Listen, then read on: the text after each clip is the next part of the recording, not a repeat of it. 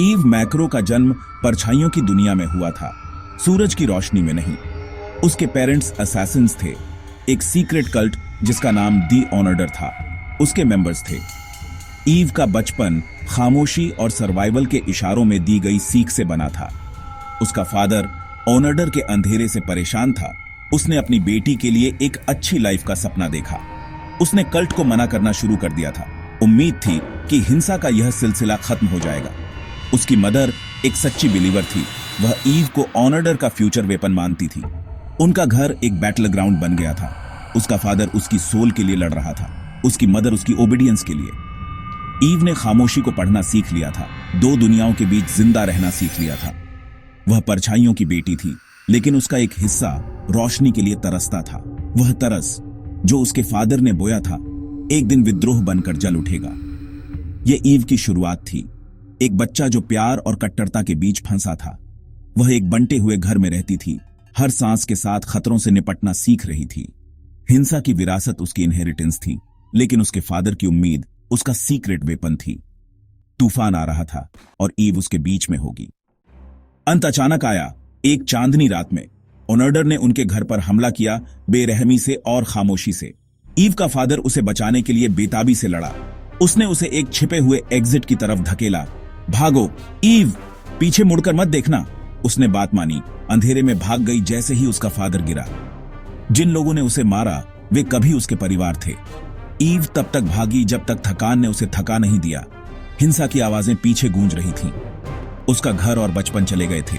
उनकी जगह एक खालीपन और सर्वाइवल की ठंडी असलियत ने ले ली थी। सुबह कोई राहत नहीं लाई, सिर्फ नुकसान। उस रात ईव की इनोसेंस छीन ली गई। वह एक भगोड़ी बन गई, दुख और गुस्से की बढ़ती चिंगारी से प्रेरित। हर परछाई एक खतरा थी, हर आवाज एक वार्निंग। वह अकेली थी, लेकिन टूटी नहीं थी। उसके फादर की कुर्बानी की याद उसका फ्यूल बन गई। ईव अब सिर्फ एक बच्चा नहीं थी, वह एक सर्वाइवर थी। दुनिया ने अपनी क्रूरता दिखा दी थी और वह कभी नहीं भूलेगी। बदले के पहले बीज जड़ें जमा चुके थे। शिकार शुरू हो गया था। खोई हुई और लगभग ढह चुकी ईव शहर में मिली। उसके फादर ने उसके लिए एक नाम छोड़ा था, विंस्टन स्कॉट, न्यूयॉर्क कॉन्टिनेंटल का मैनेजर। विंस्टन ने सिर्फ एक खोया हुआ बच्चा नहीं देखा, बल्कि उसके फादर का एक कर्ज भी देखा। उसने उसे शरण दी, लेकिन जानता था कि वह रुक नहीं सकती। वह उसे रुस्का रोमा ले आया, एक बैले एकेडमी और असासिन की जगह। डायरेक्टर, ठंडी और हिसाब किताब लगाने वाली, ने ईव में पोटेंशियल देखा। यहां तुम्हें एक परिवार मिलेगा, तुम मजबूत बनोगी। थिएटर उसका सेफ प्लेस और उसकी जेल बन गया। ईव को एक नया नाम, एक नई आइडेंटिटी दी गई। वह दूसरे अनाथों के साथ जुड़ गई। सभी एक क्रूर दुनिया में जिंदा रहने की ट्रेनिंग ले रहे थे। बैले शूज ने उसकी पुरानी लाइफ की जगह ले ली, डिसिप्लिन ने कंफर्ट की जगह ले ली। यह एक सुनहरी पिंजरा था, लेकिन ईव के लिए यह फिर से बनाने का एक मौका था। उसके पास्ट के भूत मंडरा रहे थे, लेकिन उसे दर्द में मकसद मिला। रुस्का रोमा उसका नया परिवार बन गया, मुश्किलों का, प्यार का नहीं। ईव का ट्रांसफॉर्मेशन शुरू हो चुका था। वह अब भगोड़ी नहीं थी, बल्कि सर्वाइवल की स्टूडेंट थी। उसके अगले एक्ट के लिए स्टेज तैयार था। 12 साल तक ईव की लाइफ दर्द और परफेक्शन थी। डायरेक्टर ने फ्लॉलेस बैले की डिमांड की। नोगी, उसके कॉम्बैट इंस्ट्रक्टर, ने जानलेवा स्किल की डिमांड की। बैले ने उसे ग्रेस और एंड्योरेंस सिखाया। कॉम्बैट ने उसे मारना सिखाया। हर दिन एक टेस्ट था, सुबह ब्यूटी, दोपहर में क्रूरता। गलतियों का मतलब दर्द था, लेकिन दर्द उसका टीचर बन गया। उसने एलिगेंस को हिंसा के साथ मिलाना सीखा। मोटो आर्ट दर्द है, लाइफ सफरिंग है। डरी हुई लड़की गायब हो गई, उसकी जगह एक डिसिप्लिन वेपन ने ले ली। ईव डायरेक्टर की बेस्ट स्टूडेंट बन गई, एक डांसर और एक असासिन। रुस्का रोमा ने उसे मकसद दिया, लेकिन उसे एक टूल भी बना दिया।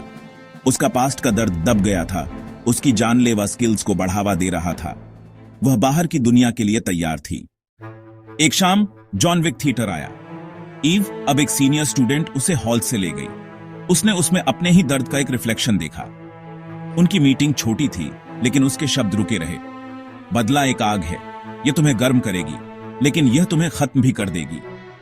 विक की सलाह दिल को छू गई। सालों से ईव ने अपने गुस्से को दबा रखा था, सर्वाइवल पर ध्यान दे रही थी। विक के वर्ड्सों ने उसे अपना गुस्सा अपनाने की परमिशन दी। उसकी ट्रेनिंग तेज हो गई।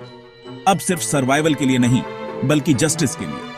उसने अपनी स्किल्स को एक मकसद के लिए टूल के रूप में देखा। ऑनर्डर को चुकाने के लिए फैसला हो गया था। ईव का फोकस तेज हो गया, उसका रास्ता तय हो गया था। वह आग को जलने देगी। विक ने उसे दिखाया था कि सिस्टम को चुनौती देना पॉसिबल था। उस दिन से ईव ने डायरेक्टर की अप्रूवल से ज्यादा के लिए ट्रेनिंग ली। उसने बदले के लिए ट्रेनिंग ली। मुठभेड़ ने उसे हमेशा के लिए बदल दिया। उसके अंदर की आग अब छिपी नहीं थी। हिसाब का दिन आ रहा था।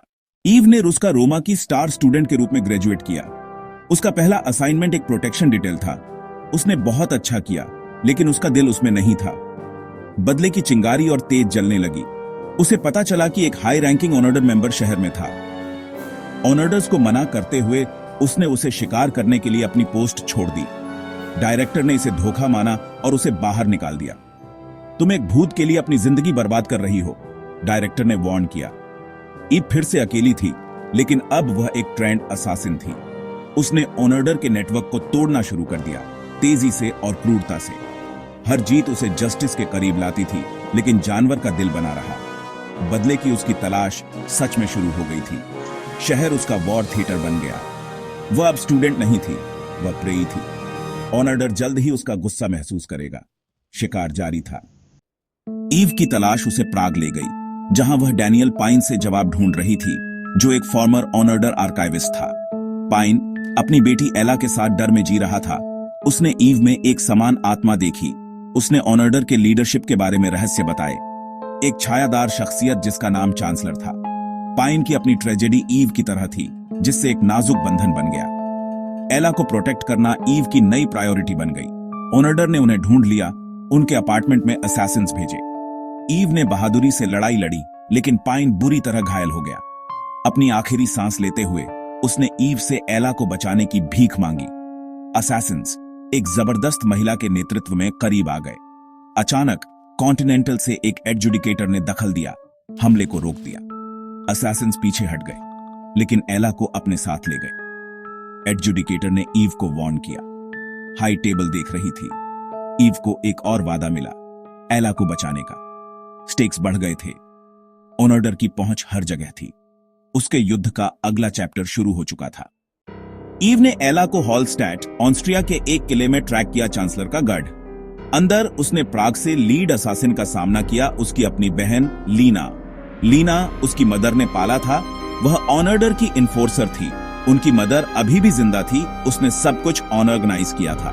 फैमिली रियूनियन एक जानलेवा स्टैंड ऑन अप था। लीना ने बताया कि उनके फादर का धोखा एक झूठ था जो उनकी मदर ने फैलाया था। ऑनर्डर उनके परिवार की विरासत थी। ईव ने उनसे जुड़ने से मना कर दिया। एला के लिए लड़ने का फैसला किया। बहन ने बहन से एक दुखद ड्यूअल में लड़ाई लड़ी, ईव की ग्रेस लीना की बेरहमी के खिलाफ। ईव विजयी हुई, लीना की जिंदगी खत्म कर दी। उसने एला को बचाया, किले के जलने के दौरान अराजकता से लड़ते हुए। कीमत बहुत ज्यादा थी, उसकी बहन मर चुकी थी। उसके परिवार की सच्चाई सामने आ गई थी। ईव एला के साथ बच निकली, लेकिन चांसलर बना रहा। युद्ध खत्म नहीं हुआ था। ईव का रिजॉल्व अटूट था। हॉलस्टैट पर हमला युद्ध की घोषणा थी। चांसलर ने ईव के सिर पर एक बड़ा कॉन्ट्रैक्ट रखा। यहां तक कि जॉन विक को भी जॉब ऑफर की गई थी। विक उसे मिला, लेकिन उसे चुनने दिया, भागो या इसे खत्म करो। ईव ने लड़ने का फैसला किया। चांसलर के ओपेरा हाउस पर हमला किया। उसने असैसिन्स की लहरों से लड़ाई लड़ी। उसकी हर हरकत एक जानलेवा डांस थी। फाइनल शोडाउन क्रूर था। ईव बनाम चांसलर स्टेज के ऊपर। उसने उसे उसके परिवार की विरासत से चिढ़ाया, लेकिन उसने बदले से ज्यादा के लिए लड़ाई लड़ी। उसने उसे हरा दिया। ओपेरा के चरम पर पहुंचने पर जानलेवा वार किया। परिणाम शांत था। एला सुरक्षित थी, लेकिन ईव का युद्ध अभी शुरू ही हुआ था। विंस्टन उसे मिला, वार्न करते हुए, तुमने हाई टेबल का नियम तोड़ा है, अब तुम शिकार हो। जैसे ही सुबह हुई, विंस्टन ने आखिरी सलाह दी, अगर तुम शांति चाहते हो तो युद्ध के लिए तैयारी करो। ईव अनिश्चित सुबह में चली गई। उसका भविष्य अनलिखा था। दुनिया कभी वैसी नहीं होगी। बैलेरीना असासिन एक लेजेंड बन गई थी। उसकी कहानी अभी शुरू ही हो रही थी।